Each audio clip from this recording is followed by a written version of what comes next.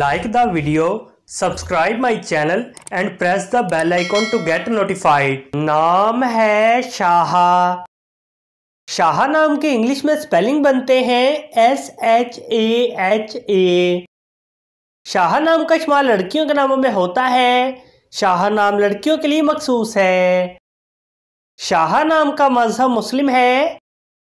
शाहा नाम के मायने हैं मलका, बादशाह की बीवी। शाहा नाम के इंग्लिश में 5 हरूफ हैं और ये एक लफ्ज़ है। 5 वर्ड्स एंड 1 लेटर। शाहा नाम के उर्दू में 4 हरूफ हैं और ये एक लफ्ज़ है। अपने नाम का मीनिंग जानने के लिए कमेंट बॉक्स में लिखिए। चैनल को सब्सक्राइब कीजिए, वीडियो को लाइक और शेयर कीजिए। Thanks for watching.